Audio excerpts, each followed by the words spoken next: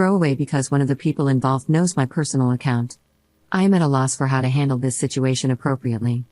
Any kind of advice would be greatly appreciated at this point. To make this easier, let's call my friend Kate, 23F, and her fiancé John, 29M. I, 21F, met Kate during my sophomore year of high school through mutual acquaintances. We became very close, so naturally, I was devastated when she moved several states away after graduating. Despite the distance, we kept in contact and remained as good friends as ever. About 2 years ago, my family happened to take a vacation in close proximity to her new home. So, we excitedly planned to meet. It felt amazing to see her again. We both dashed out of our cars, hugged, and squealed like stereotypical best friends. We hung out all evening and caught up in person. I also had the chance to finally meet her fiancé of 1 year. I had heard only great things about him, and he seemed very pleasant. Shortly after returning home, I received a text message from an unknown number. It was John. He thanked me for stopping by to see Kate, saying that it really lifted her spirits, and that he hadn't seen her so happy in a long time. Understanding the personal issues Kate had been struggling with lately, I told him I was glad to have helped.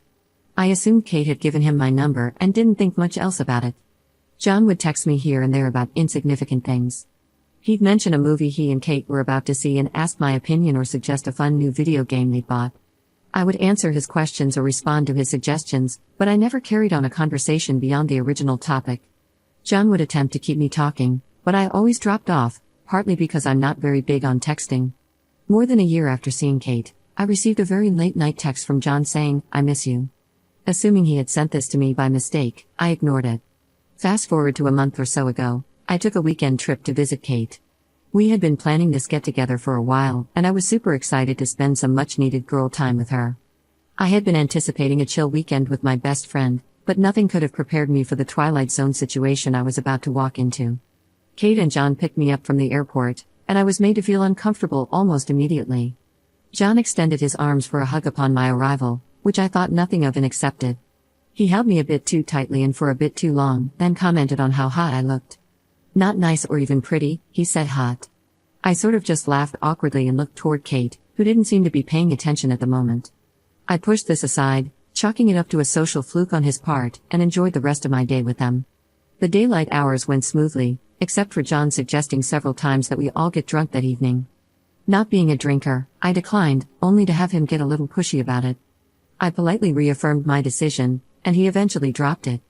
After returning to their home, the three of us hung out in the family room and watched some television. We all began talking and somehow got onto the topic of a pregnancy scare Kate had told me about a few months prior. John proceeded to tell me how stupid Kate was for the way she worried over a possible pregnancy. He said that he had told her several times that it was hardly possible and to stop being such a stupid effing spaz over it. He went on to say that it was her own fault for forgetting her birth control and that it was BS for her to then expect him to use a condom. I was entirely thrown off by the way he raised his voice and talked so rudely about my friend. I defended her, saying that it was an entirely legitimate thing to worry about and that if she preferred he wear a condom to be safe, he should respect her wishes. He only laughed at me, and Kate stayed totally silent during the entire interaction. John then asked if I wanted to sleep in bed with him and Kate rather than in the guest room, which I found totally strange. I declined the offer and went to bed.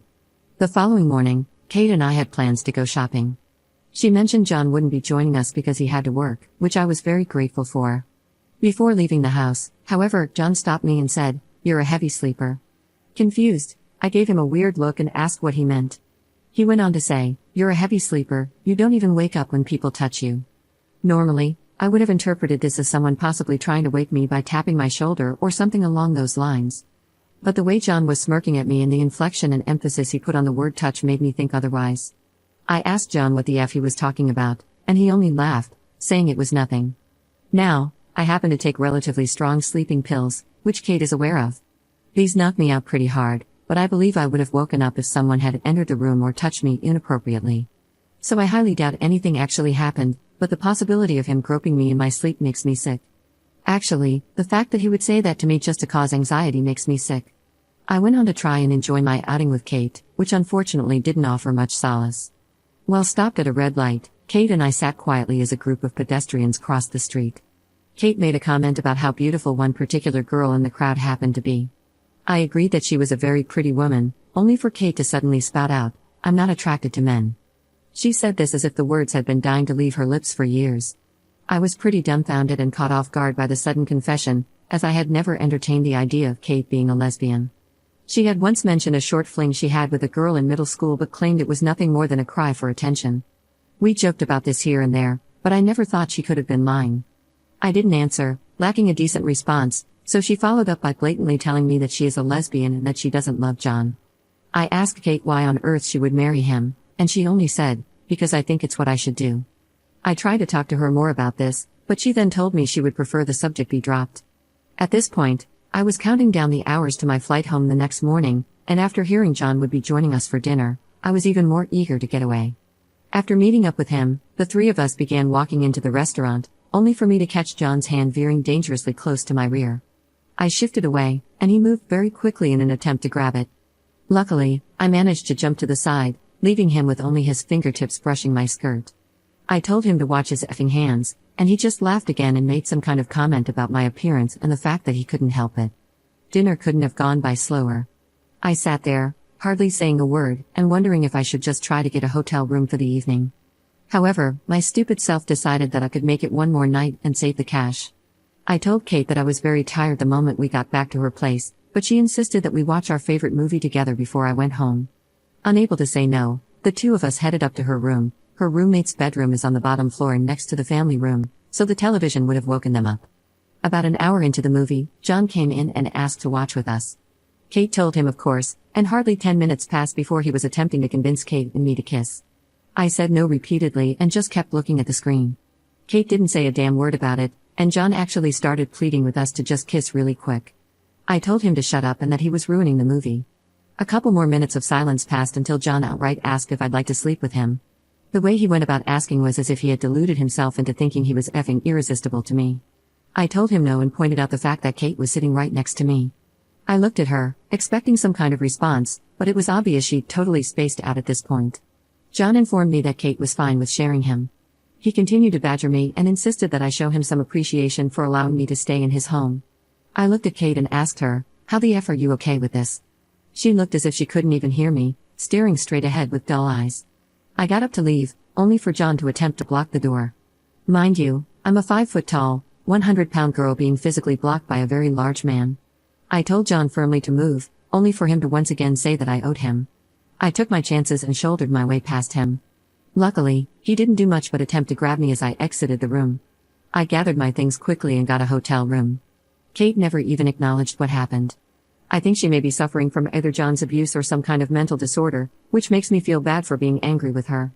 But I'm very angry that she sat by and did nothing while her fiancé was so aggressive with me. Kate is aware that I was SA'd in the recent past and therefore am sensitive to such pushy advances. I talk to Kate very sparsely, and she doesn't seem to understand why. By coincidence, I happen to accept a role in an internship program close to the city she lives in.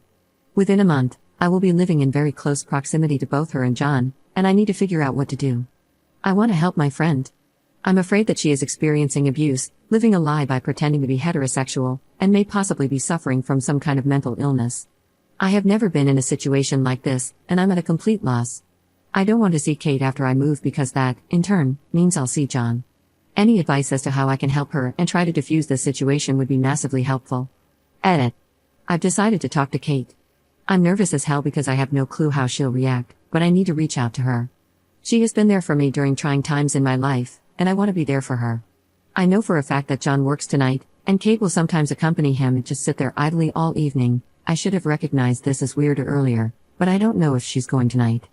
I asked if she'd like to Skype this evening, and she responded with, "Why do you want to talk to me all of a sudden?" I told her I'd just like to catch up and apologize for being so busy lately. I haven't received an answer yet, but I'll try my best to update tonight if we get the chance to talk. Edit. Skyping with Kate tonight. She agreed a lot more excitedly than I had anticipated, judging by her previous texts.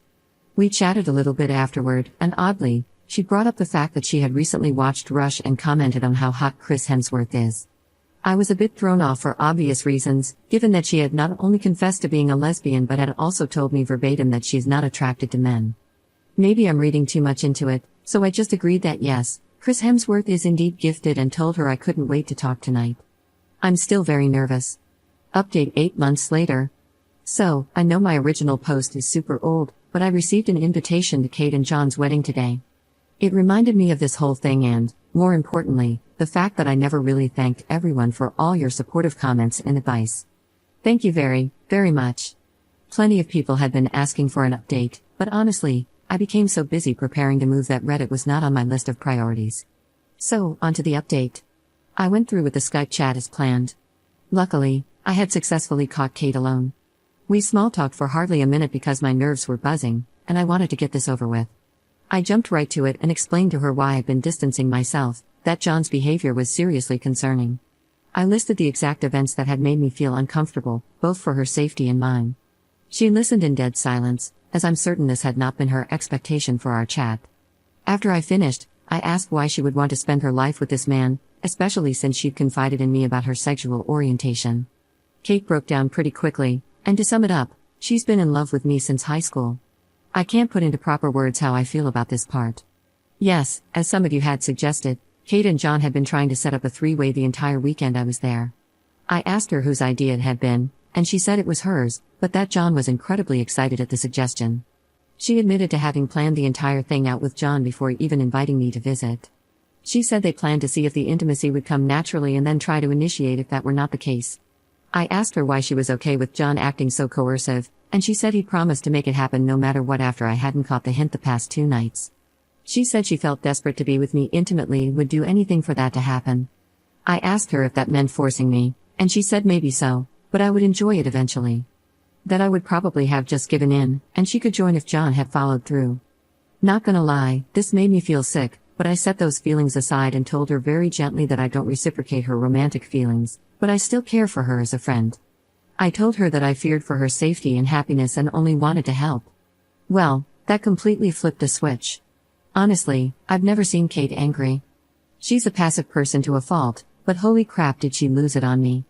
Kate did a total 180 and began making accusations that didn't make sense, that I was trying to steal John away from her and that I can't have him, that his sexual aggression towards me, as well as my past essay, was directly my fault due to how I dress and present myself, that all her insecurities are my fault because she has to put up with John talking about how I look and asking why she can't act more like me. I enjoy doing my makeup and hair, wearing dresses and heels when I go out, while Kate wears only baggy clothing and does nothing to her hair or face. It's always been this way. We just have different styles. Anyhow, she ended her tirade by telling me to unalive myself, so honestly, I hung up after that. I feel as though Kate is dealing with issues far beyond what I can assist with, and I couldn't continue speaking to her. My internship is over now, so I'm home and away from both of them. During my internship, they both attempted to contact me multiple times, but I always deleted the messages. Kate simply ignored what had transpired between us and asked why I wouldn't speak to her, then John made a few jokes about kidnapping me. I only saw the both of them once during my entire internship. I had the chance to attend a large pop culture convention, and I was seriously so stoked about it despite having no friends to go with. Luckily, I found a couple of girls on Facebook through my internship group page who were also looking for people to go with.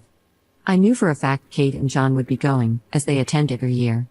Plus, the costume I chose to wear was near unmissable, so I was certain they would notice me. But honestly, I was not about to let them spoil the event for me and went anyway. I gave the girls a rundown of the situation, and they all assured me they had my back. Lo and behold, as I'm standing in an autograph line with my friend, I'm randomly hugged by a stranger. It was John. I basically went into spaz mode and flailed until he let go. He acted all confused, and Kate was right beside him, being quiet. I'd like to say that I told him off like a champ, but I didn't. I was scared, honestly, so I just ran. I was wearing massive heels, so I had to do that weird crouch move where you're not really running but more so fast walking like a werewolf. A couple of the girls followed me to make sure I was okay. I never saw them again. I know the general consensus was to not cut Kate out of my life, but I honestly do not believe either of them are safe to be around. I feel that Kate is dealing with something beyond what I can assist with, and my personal safety needs to come first. Obviously, I'm not going to the wedding. Thank you for all the helpful advice and support I received on my previous post.